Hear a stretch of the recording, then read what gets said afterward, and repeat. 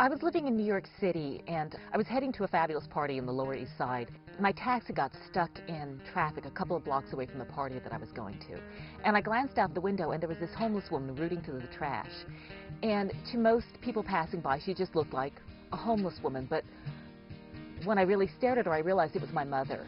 The emotion that seized me at that moment was not one of compassion or love. It was one of fear, because I was afraid that Mom would look up and would see me and would call out my name, and somebody who was going to the same party that I was going to would hear her. And my secret would be out, the fact that while I was living on Park Avenue and writing about celebrities, my mother was living on the streets. A couple of days later, I got together with my mother, and I said, "Mom, what on earth am I supposed to tell people when they ask me about you?" And she looked at me as though I just asked her a completely silly question, and she said, "Tell them the truth."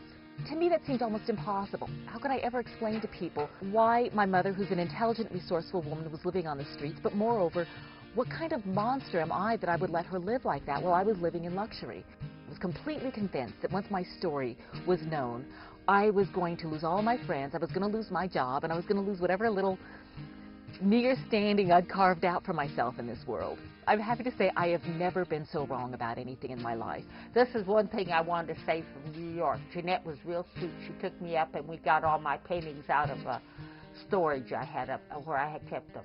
This painting was the house directly across from my apartment at 6th Street. I mean at 8th Street when I lived in New York. A friend of mine gave me the flowers, so naturally I had to take a picture of them, right? And this is one I had in a nightmare. That's I had nightmare. These flowers I found in the garbage. I was walking down the street, and sure enough, there's these beautiful lilacs. So I got them out of the garbage, and I painted a picture of them. And so, as I say, almost all of them have a history. My husband's in the corner. When I was growing up, I lived in, we lived in cars, we lived in shacks, I slept in a cardboard box, we lived wherever we could.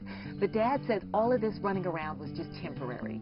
One of these days he was going to build us a great big mansion out in the desert, solar heated, and he called it the Glass Castle. And alcoholism and a few other things got in the way, and the Glass Castle was never built. My very, very favorite memory from my childhood is when I was 5 years old, and we didn't have any money for Christmas presents, and my father took each of his children out into the desert night, and he let us choose for a Christmas present whatever star in the sky we wanted. And I chose Venus, and Dad had to explain to me it wasn't a star, it was just a planet, and the reason it was so much brighter is it was closer. I wanted anyway. Dad said, "What the heck, it's Christmas, you want a planet, you got a planet," and he gave it to me. You could look at the Glass Castle as another one of my father's drunken promises, or as hope for the future. It is whatever you choose to make of it.